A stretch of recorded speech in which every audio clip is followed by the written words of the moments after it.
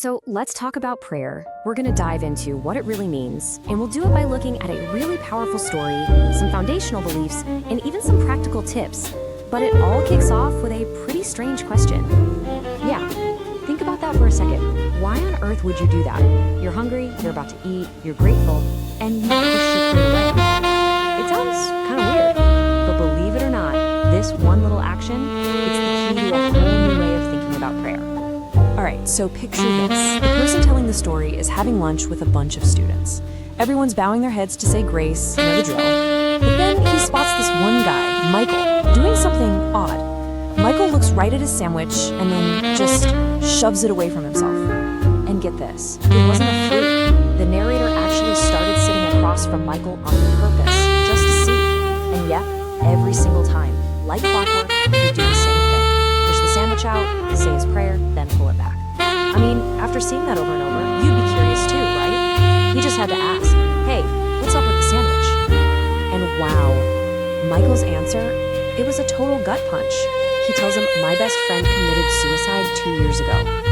And just like that, his weird little sandwich habit wasn't weird anymore.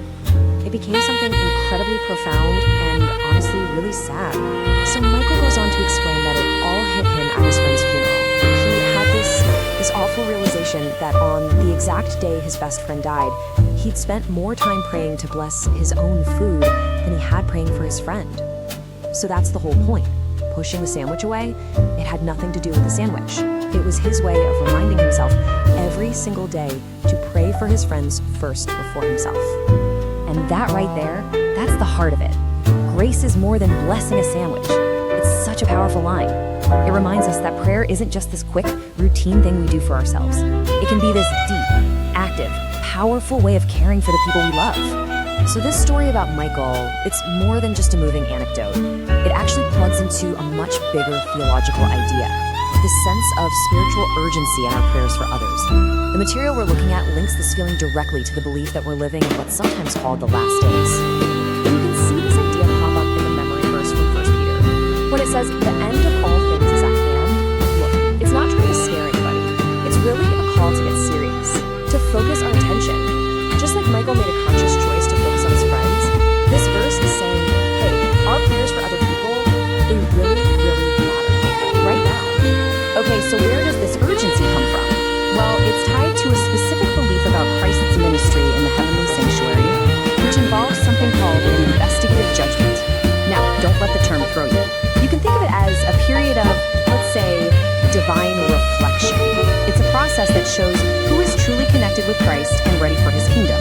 This really gives us the why behind being serious and watchful in our prayers, not just for us, but for everybody. All right, I know that might sound a little heavy, but check this out. The how of prayer is actually incredibly encouraging. The big idea here is that the second you decide to pray, you get God's complete, 100% undivided attention. Think about it. Jesus would literally stop everything he was doing for anyone who reached out. A blind man shouting, a woman just touching his clothes, even a guy up in a tree. The message is simple. When you pray, God listens. Period. So knowing that, what's holding you back? I mean, really? Maybe it's just been a while, you feel kind of resty. Or maybe you just feel like you don't have the right words. But here's the thing. God isn't sitting there with a scorecard grading your prayer. It's not about performance, it's just about starting the conversation. And if you're thinking, okay, but how do I start? There's a really simple guide for that. It's a 4-part prayer, like a roadmap for your conversation. You start with praise, just recognizing who God is. Then comes confession, which is all about being real and honest. Then you get to your requests for yourself, and just as importantly for others. And you wrap it all up with thanksgiving, focusing on what you're grateful for. See, it's a whole complete conversation right there. But hey, that's not the only way to do it. That's the cool part. You've got options. You could dive into what's called the Lord's Other Prayer in John chapter 17. Or maybe you connect more with the raw, gut-level honesty of David in the Psalms. You can pray right along with him. You could even zoom way out and pray for the big picture stuff, you know? Or you could just write a letter.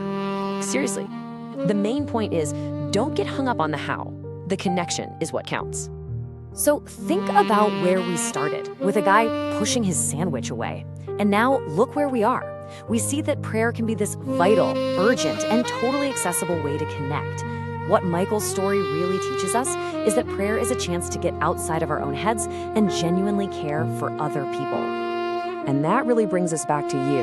After hearing all this, after Michael's story, what's one thing that might be standing in your way? What's that one thing keeping you from praying?